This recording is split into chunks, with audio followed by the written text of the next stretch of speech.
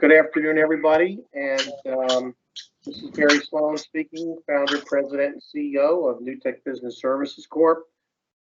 Thank you for joining us this afternoon. I'd first like to talk about navigating the new technology landscape. Obviously, you can see it's not quite that easy, as we've had a hard time getting our presentation up and running. We apologize for running late. We thank you for joining us. And clearly, these are challenging times. For those of you that are not familiar with Newtek, our publicly traded stock symbol is NEWT. Our website, newtek1newtekone.com. We are positioned in the marketplace for over 20 years.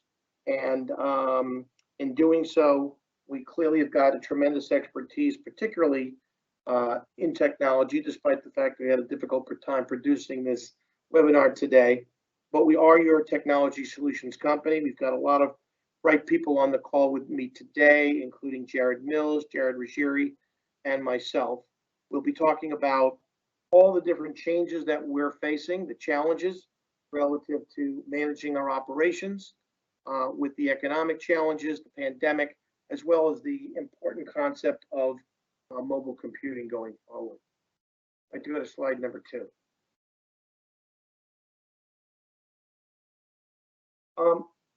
Today's agenda, we're going to talk about these 4 primary items.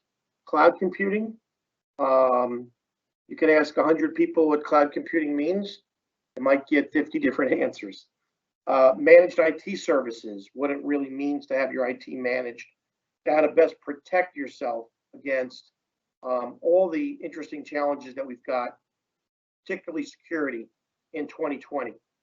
Also the value in looking at secure private cloud versus public and hybrid and scaling to be able to manage your IT. And lastly, e-commerce. We clearly have seen, particularly with the pandemic, that without the right e-commerce solution, you're in a tough spot.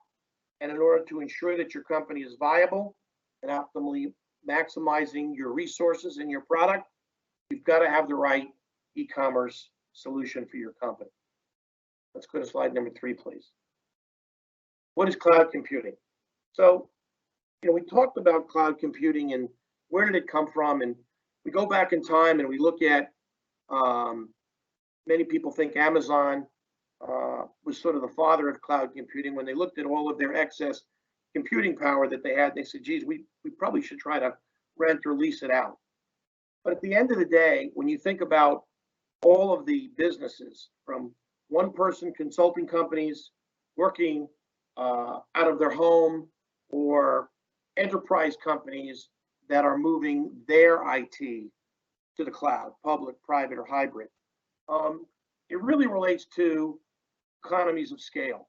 And particularly when you look at the small and medium-sized businesses out there, of which Newtek has a specialty in, being able to have state-of-the-art security, hardware, software, and the infrastructure, the facility, it really makes sense.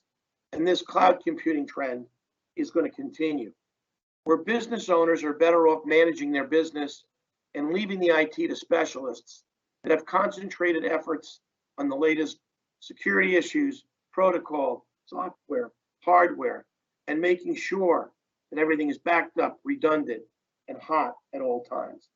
This is why cloud computing makes sense. From a CEO's chair or a business owner's chair, there is almost no way that you can pencil out a solution and not be able to come up with a cost savings where you have your IT managed remotely from a third party with a monthly charge versus spending all that money up front for your own servers, your own software, and your own IT staff that frankly is very difficult to manage.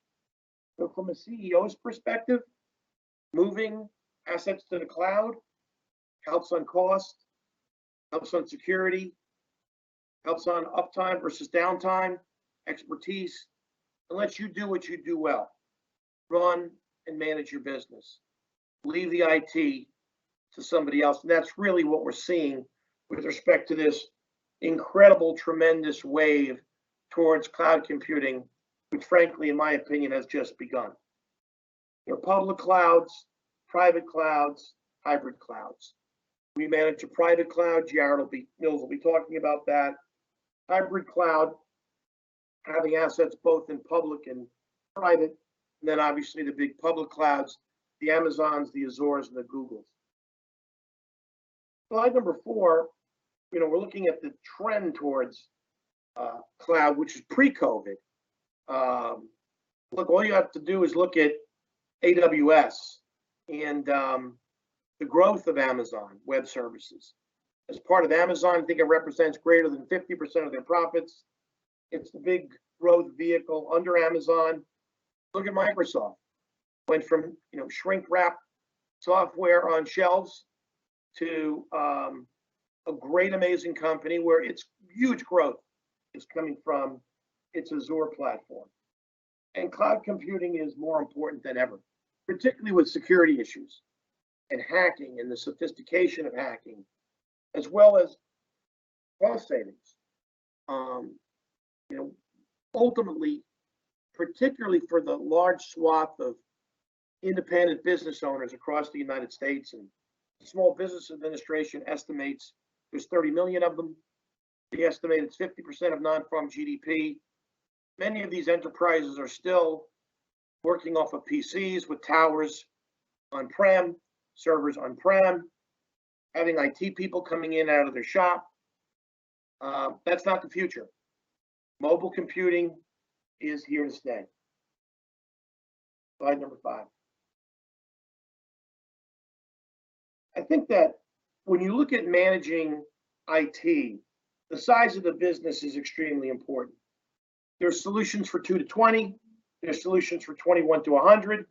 There's solutions for 100 to 10,000. Obviously, those numbers are somewhat arbitrary, but I think you all get the idea that as many of you on this call are business owners, some of you are C-suite executives at credit unions and community banks.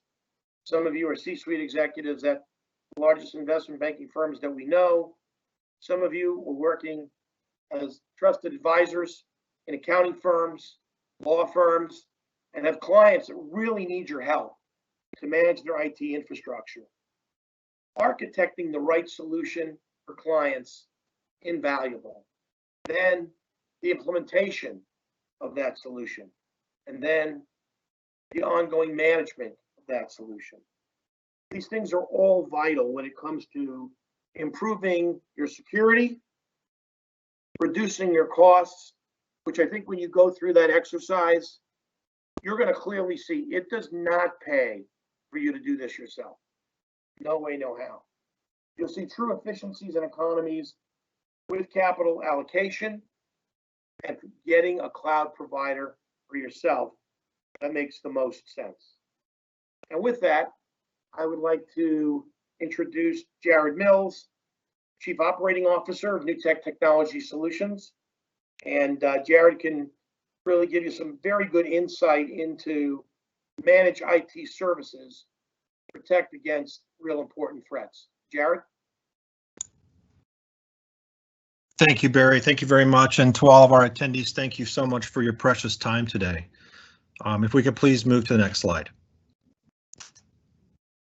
We're seeing a huge shift in mobility and digitization. And with that comes a remote workforce that takes what was already a challenging environment for businesses to manage internally, which is their IT, their data, their servers, their applications, especially with in-house staff. And those challenges have been compounded with that remote workforce, because the home or the remote workplace has now become the business workplace, where the infrastructure is far less secure, far less reliable. It's difficult to have a proactive setting in a home in order to do business. However, managed services does have the ability to make these environments more reliable and more secure. It has the ability to leverage various remote locations that can assist those home users regardless of where they live, even if it isn't in the normal setting for where a brick and mortar would be. Operating 24/7 has become much more important in this environment, where employees may be in different time zones.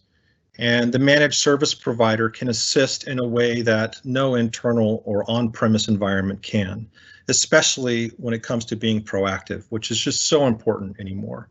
Our data is far more exposed. Our online business is far more exposed than it ever has been. And the only way to truly stay in front of those challenges and obstacles for businesses that are trying to move online or shift to a mobile workforce is to align with a partner that can assist with not only your network and your help desk, but also the security of your business and your data. We believe that monitoring for alerts and threats across the entire IT spectrum, whether it be on-premise, public cloud, private cloud, or a hybrid of all of the above, is important. And those solutions have to come down to the level of an employee and where that endpoint's at, whether it's a cell phone, a laptop, a desktop, a tablet, a coffee shop, a home, or in the traditional office setting.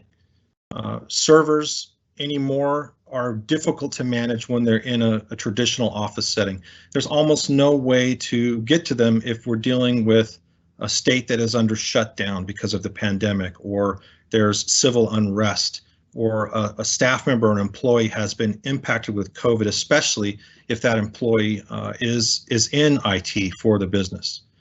And so there's been a huge shift to where IT moving to a partner where the staff has been able to move to a cloud platform and then manage these businesses from that cloud platform enables the business to forego that risk.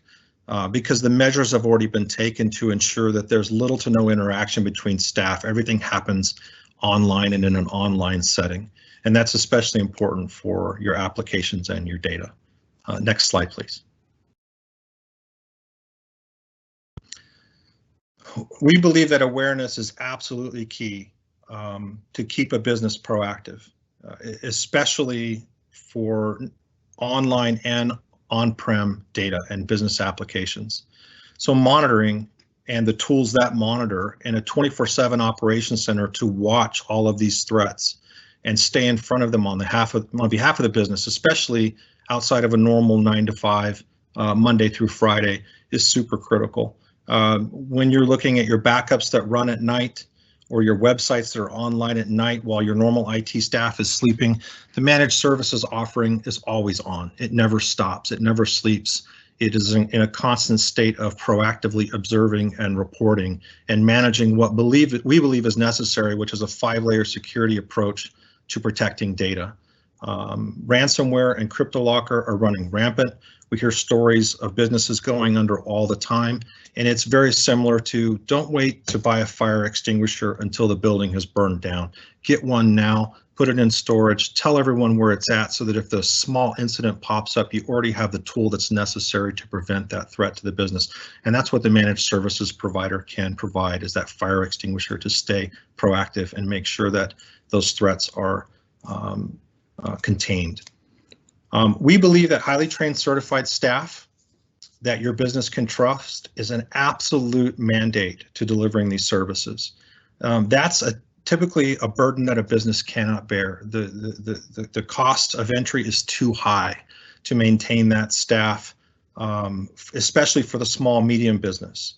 And so for those reasons, the value of outsourcing to a partner that can provide that staff to you on a shared basis for your business becomes a lower cost setting, and there's more value there for you. And it typically is less than what you would pay for that full-time employee, all in for managed services and the hosting side, especially in the under 100 employee space.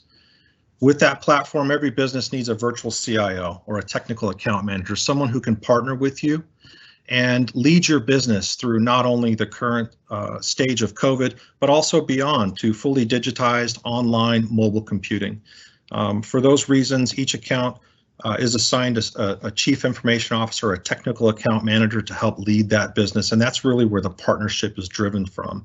And that partnership is of great value to the business, and they're able to leverage it in a way that they couldn't do with internal staff because the awareness isn't there across the full spectrum of cloud. It's only aware for the business itself.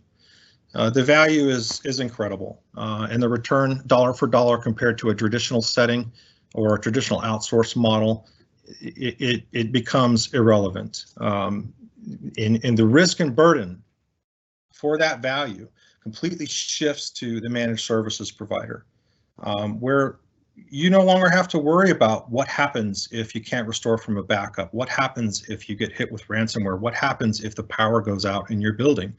That burden and that risk becomes the managed service provider's problem and responsibility, and that proactive model is absolutely necessary to prevent, as opposed to walking in at 8 a.m. in the morning and having a business down and relying on the IT person to solve those problems. Next slide, please. A huge component of managed services is the secure private cloud. Anymore, having your business assets, your data, your applications, your servers, or even your desktops for that matter, in a traditional brick and mortar is no longer a viable operational strategy. Being mobile, being online, and the ability to work from anywhere is absolutely necessary in the current COVID world and the post-COVID world. We don't believe that this is going to go backwards. We believe that the future is mobile online work from anywhere. And so as part of your future business operational strategy, we absolutely recommend embracing the cloud. The security and reliability, and especially the scalability, where you only have to pay for what you need and you only pay for what you consume, gives value back to the business. It allows you to keep your capital and pay a monthly fee that's more of an operational expense just for what's needed for the business at the time that it's needed. And as the business grows and ebbs and flows, those costs and that value can rise and shrink with the business. There's no lock into any type of a long-term contract where as the business needs more, they can't buy it. And the cloud is hugely valuable in that regard. Buying too much capacity for the future as far as hardware goes just doesn't make sense anymore. And you never really get that back if you don't use it, and you end up having to life cycle manage it. All of our business assets are at constant risk. Set the pandemic aside. Even just a simple hardware failure or a power outage can cause a huge impact to any business. Data centers where the cloud lives are military grade, highly redundant power and internet, and staffed by many resources that are able to proactively keep these systems up and running. And the difference is huge. It's difficult for a business in a brick and mortar setting with a server in their house to stay up even 99.9% of the time, which actually sounds like a lot, but that's still 14 hours of downtime a year, which if it happens during business hours can be of huge impact. The cloud can get upwards of 99.999% uptime, which is less than 8 to 11 minutes per year. And the value back to the business is that less downtime means more business, which means you can stay online, less disruption, more productive employees, and more scalability. And for those reasons, we definitely recommend a managed cloud approach to the future of any business trying to move online or go mobile and embrace the work from anywhere culture. And on that note, back to you, Barry. Thanks, Jared. I appreciate it. And we will be taking questions at the end. If you'd like to put in a question, please feel free to do that. We will be doing a Q&A toward the end. So let's go to slide number 10. I'll be presenting for Joe Vicka today, who's VP Procurement and Supply Chain Management. E-commerce solutions are critical to ensuring your company is optimally maximizing profits. Websites, digital marketing, social media will become critical aspects of business. And the days of the bag-carrying salesperson are diminishing. They're not going away immediately, but the reality of relying upon salespeople to deliver messages, not very efficient, not very cost-effective, and making things difficult. Look at the amount of real estate today that's being sold from a residential basis. People are buying real estate on the internet. They're looking at videos, movies, the value that the broker plays in doing those meetings, open houses, getting people less and less. We're also seeing this obviously, in the area of finance, every single area where you can transmit information, data on demand when you want it versus scheduling an appointment with a salesperson. Major shift, major change. The other important aspect is your e-commerce interface, your website. It's a dynamic, living, breathing organism, just like your business. Got to constantly managed, changed, updated. Companies today, they need domain name management. You don't want somebody grabbing your .net or .us around your website. You want to make sure that your website's scanned regularly for malware. You need best practices for website hosting and plans. Do you have the right plan? Is everything backed up? Is it stored? Is there a database attached to your website? You really need to have the right hosting plan. The day of having a shared hosting plan where your site is bunched up on a bunch of other sites in an old server, those days are gone. Search engine optimization. Making sure that your website has got the right meta tags, information is found in a popular place. Is your site mobile ready? Many of you that are on this call probably would be shocked to find out how many websites are not easily sized for the weapon of our time, the smartphone, to make sure that your site is mobile ready. Is your site browser friendly? I can't tell you how many times I hear, well, it's not working and there's a browser problem, or there's an old Internet Explorer browser that's used on an old PC. You've got to make sure that your site is ready for visibility and for transactions. We're dealing in a market where companies like Shopify have done an amazing job of putting that complete package together. Now, there's issues with respect to Shopify, which I won't get into today. It's sort of one size fits all, but if you wanted everything taken care of, you don't want to worry about it, you just go to them. However, as businesses get more sophisticated and they want the right payment options, they want the right SEO, they want the right backup, they're going to gravitate away from that instant provider with that one item that fits all at the same time. What we do in our organization, we like to position ourselves clearly as a differentiator. But for those of you that may be in the restaurant or retail business, you've got to have an e-commerce presence. You've got to market digitally. And you've got to manage those relationships with a real good third-party provider that knows what's state of the art for security, for visibility, and importantly, particularly for people that are doing the business across the internet in the payment space for e-commerce. And with that, I'd like to introduce Jared Ruzzieri, Senior Vice President, Business Development for Newtek Merchant Solutions. Jared, are you there? Barry, I'm on. Take it away. All right, want to go to the next slide from there we go. All right, good afternoon. Thank you all for joining today. I just want to take a moment and discuss where we see the current payments environment and how this has impacted the present time as well as the future.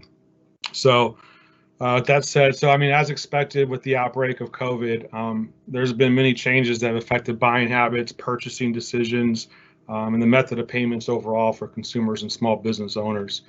There's three solutions that I believe are the present and the future and of payment processing. These include e-commerce, contactless payments, and cash discounting, or what we refer to as zero-cost processing. According to Visa, about 78% of consumers have made adjustments to the way they pay, including shopping online, using contactless payments, and avoiding cash as much as possible. The majority of consumers have used a new shopping or payment method for the first time. This includes things like contactless payments, shopping for groceries or household items online for delivery, curbside pickup for restaurants, clothing, and so on. We're even seeing purchasing habits of baby boomers, for example, change due to the pandemic, forcing them to make online purchases, many of which for the first time. As a result, in these efforts to keep up with the consumer demand, small to mid-sized businesses are constantly seeking new ways to accept payments and stay in business. Nearly 70% have tried a new approach this year. This includes launching an e-commerce site or changing their point-of-sale technology to accommodate things like QR codes in restaurants, contactless payments, pay at table, and other similar type requests. And this is all in efforts of keeping their business open, on track, and keeping up with the demand in order to stay successful and stay in business and continue to press forward.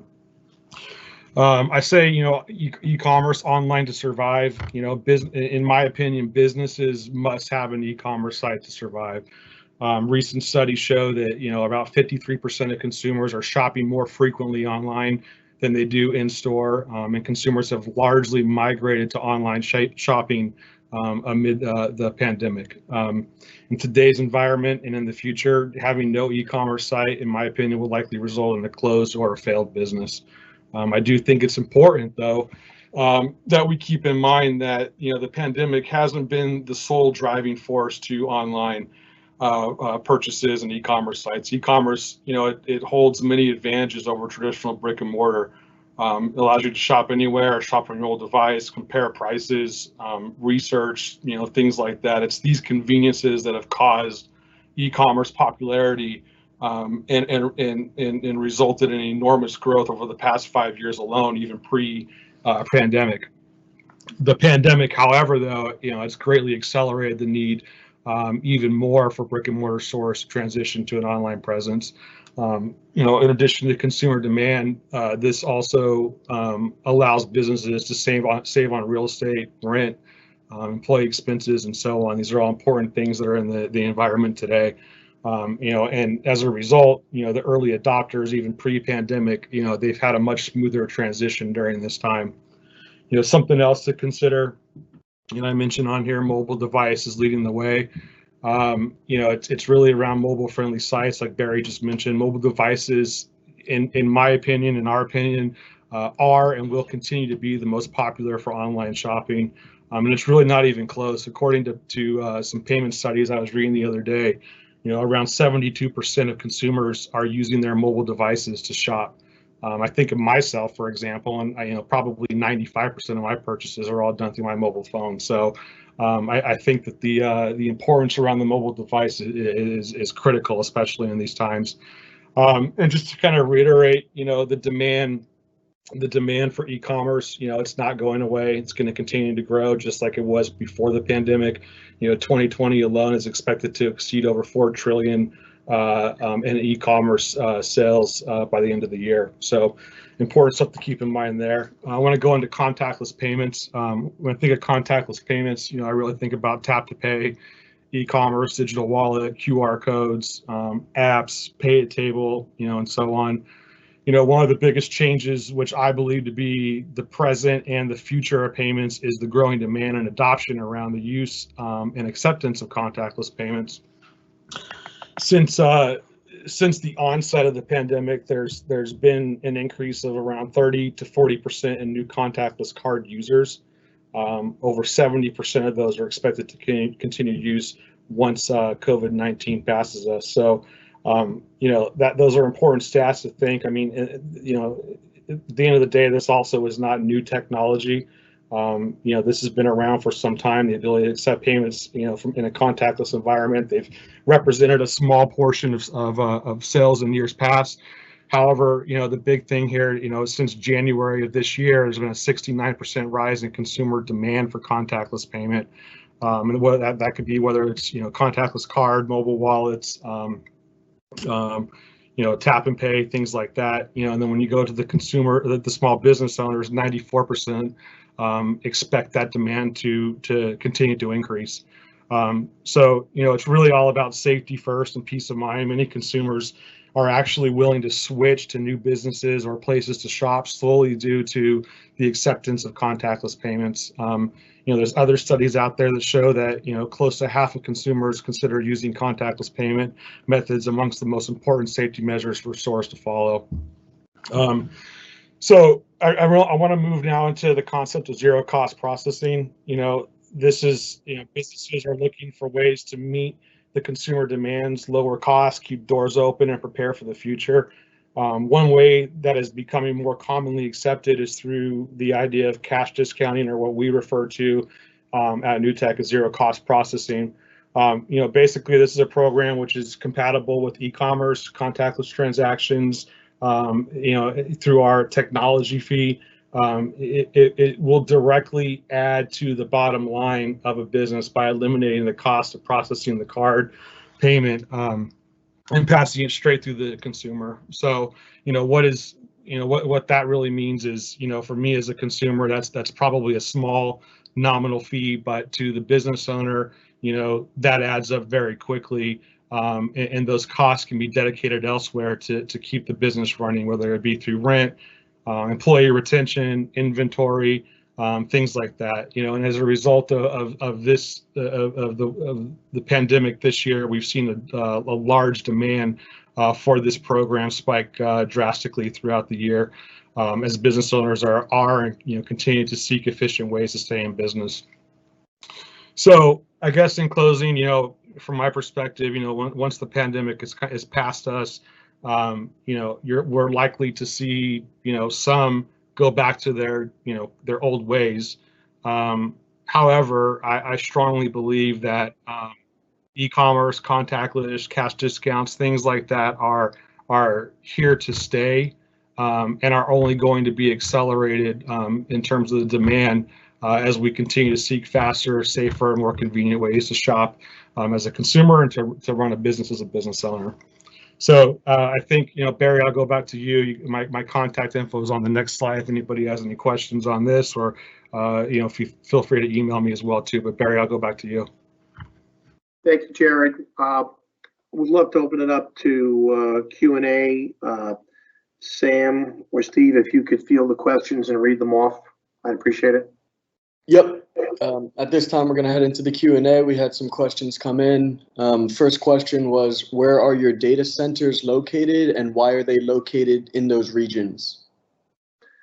Our footprint is primarily in Phoenix, Arizona, and in New Jersey. Obviously, we've got both sides of the country.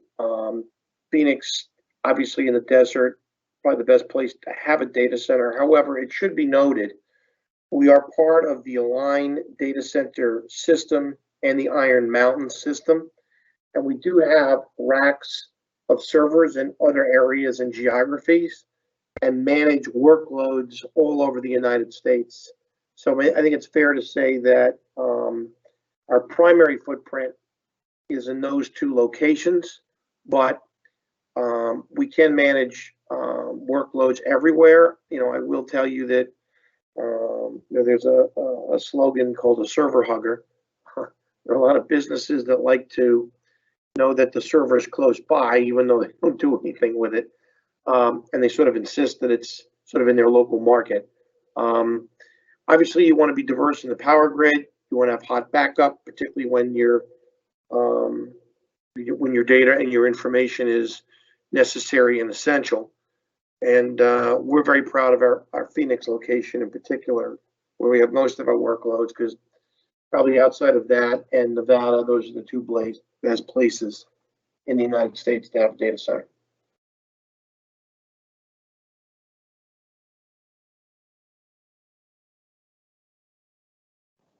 Great. Second question is, could you manage someone's technology in Virginia on premise? Chair, do you want to take that? Thank you, Barry, and thank you for the question.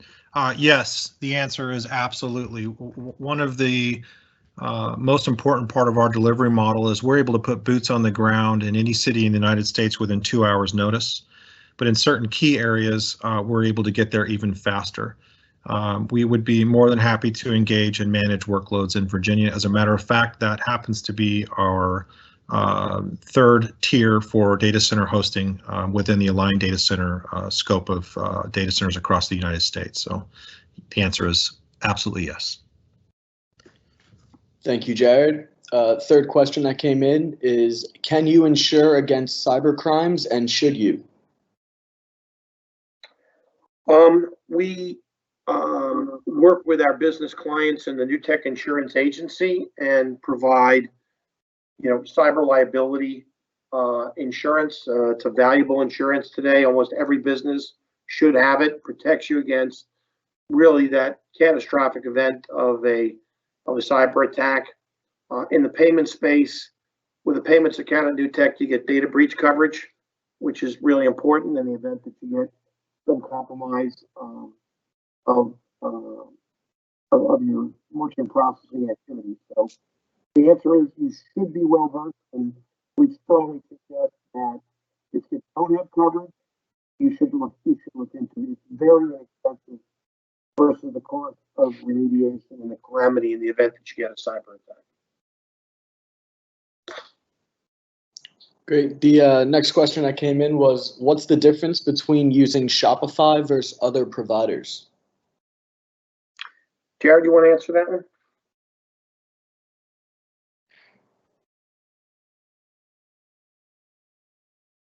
Jared Ruzzieri. Is that for me? Yeah, sorry about that.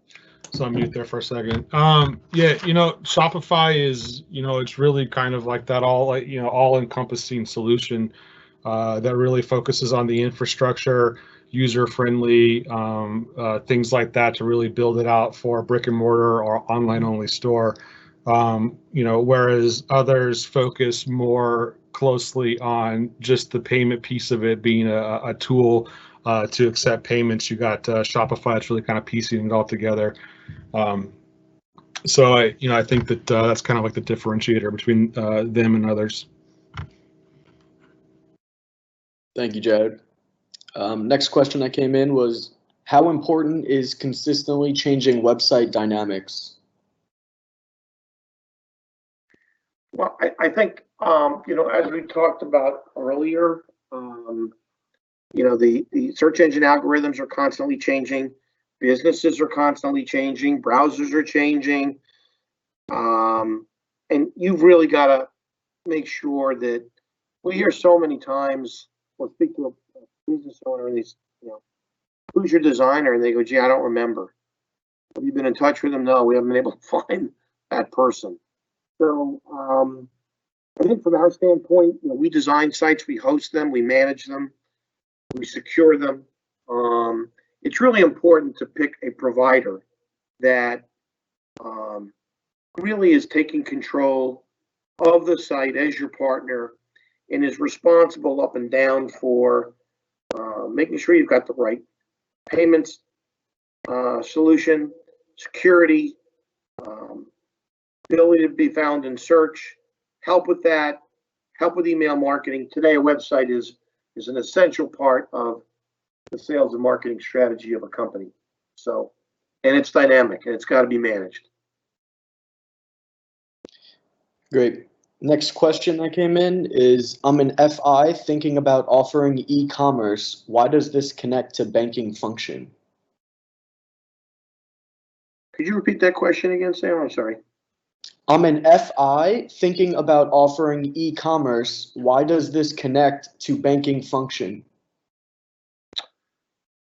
Okay, I'm not sure I understand the question, but look, I think FI meaning financial institution. And look, financial institutions today are definitely important conduit to customers that are doing e-commerce. And I think that, in our relationships with credit unions and community banks, we are finding more and more institutions coming to us and saying, gee, how do we get involved? Because obviously they're always interested in the depository nature of the relationship, but e-commerce is all about the movement of money and payments and delivery. So we're working closely with a lot of our alliance partners to give them more robust build outs and solutions to enable them to help their clients transact business on the internet. Next question was, why is it important to invest in my website and how much is too much? Well, I can't tell you how many conversations we would like to have back with businesses, particularly restaurants and retail, in 2019 that said, gee, I don't want to spend $2,000, $3,000, $4,000, $5,000 on a website for curbside pickup, delivery, or retail establishment that's selling online. And COVID hits, and nobody thought we'd ever have a pandemic, just like nobody ever thought planes would fly into the World Trade Center. And one thing I've sort of thought about in life is expect the unexpected and always try to be prepared, because when that devastating event happens, it's pretty hard to recover. So, a lot of people didn't want to spend a couple of $1,000s, and it probably would have saved a lot of businesses. I think you need to look at the investment today of a website. It's critical infrastructure. Just like having somebody manage your IT in the cloud, critical infrastructure. Businesses think of their trusted advisors, their accountant, their lawyer. Welcome to the party. It's their IT provider. It's the player that actually keeps them running. You can't be in business today without IT. So, what we try to do is look at that key position, be trusted, be there 24/7, and help. I think that at the end of the day, spending dollars on investment, very valuable, and it's got to be kept up. We'll help people finance the site either on an installment basis, or if they're creditworthy, we'll make them a loan over 10 years. But they have got to have a website, and a good one. Thank you, Barry. Final question of the Q&A. I rely on my CPA firm to advise me on IT. Is this a smart idea? We deal with a lot of accounting firms and accounting firms for value added, whether they're just doing tax returns or other financials. The accountants in our experience really they know these businesses. They know the positive aspects, the weak aspects, and many accountants are very well versed business consultants. I would certainly rely upon accountants to have a pretty good understanding, because they see a lot of different businesses. They see ones that are doing well and not doing well. We work with accounting firms closely, and we think that they do a good job in representing businesses. So I would say yes. We had a couple extra questions come in. This one is, are all managed services providers created equal? How can I tell if my local provider is up to speed? Jared, do you want that one? Sure, thank you. I think 20 plus years experience in the managed services industry. What I noticed up to about the last 3 to 4 years, when ransomware and crypto lockers started becoming much more prevalent in the industry, was that most MSPs follow what we'll call a turnkey or a cookie cutter model. And that model, while great for managing hardware and infrastructure and providing help desk services, isn't so great for security and security operations center services and preventing from the growing threats that every business that's moving online is facing.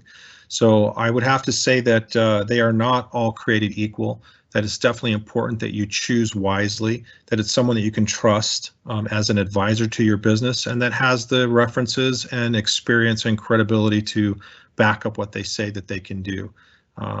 There's definitely some good questions to ask to make sure that that's the case. And I would be happy to speak to anyone that would like to discuss that opportunity or what they're looking for as a business in their MSP via my contact information that's on the screen. So thank you for that. It's a good question. Thank you, Jared. We had another one come in. What do you think is more important, centralized e-commerce websites / shops or properly managed merchant platforms? Example, eBay. There's a quickly emerging market for mobile apps and websites that offer businesses / people a niche for platforms selling products. Reverb for musical instruments is a good example. Many music stores are only selling through that platform now. Jared Ruzzieri? Yeah, I'm not. Let me repeat that question for me. Let me follow that a little better. So the main question is, what do you think is more important, centralized e-commerce websites and shops or properly managed merchant platforms? Yeah, I think that the properly managed merchant platforms is, I mean, it's gonna, you're gonna have a, it's gonna kind of go, I guess I'm trying to follow the question more directly, but I mean, the properly managed merchant platform is going to, if it's managed properly, you're going to be able to integrate correctly with the sites. And I think that, it kind of goes hand in hand. I mean, you got to have that e-commerce site in order to have that presence and stay in business today. But, the merchant platform is going to be equally as important to being able to support, integrate, and accept the payments. So I'm just trying to understand the question. I would welcome that via email as well too, so I can kind of understand it a little bit better. But I think there's kind of a two-play part to that. An opinion on that as well from my seat. I think that the one thing about Amazon for those businesses that choose to use Amazon for everything is you're kind of letting the cat in the hen house, and they've got everything. You got your customers. You're relying upon them for the whole shooting match, and there's a huge danger to that. Huge danger. It is not expensive to set up your own platform. You kind of have the same thing with Shopify to a certain degree, and independence is great. The tools that we talked about today are very affordable, even for the smallest of businesses with really tight budgets. And clearly, you've got the option to sell on Amazon or sell on eBay or these other types of platforms. But remember, the biggest value prop is their own customer base. And letting somebody else enjoy that is dangerous. That would developing your own independent ability to position yourself in the market, make payments, and fulfill. We got another question. With your managed IT services, are you selling the best software and hardware? And is it handled in a monthly fee, relationship, or units, or employee count? Jared Mills, I'll let you take this one. Jared and I talk about this all the time. It's true, we do. There are components that are delivered that are battlefield tested in businesses of all shapes and sizes that are absolutely part of that managed services fee and relative to headcount. But there are also software and infrastructure components that are outside of that fall more into the line of business category that are, while they're managed by that MSP, along with the vendor that provides that line of business, they aren't typically delivered as part of the monthly fee. But anything that's not line of business can be rolled into that monthly fee and made part of that headcount operational expense. No problem.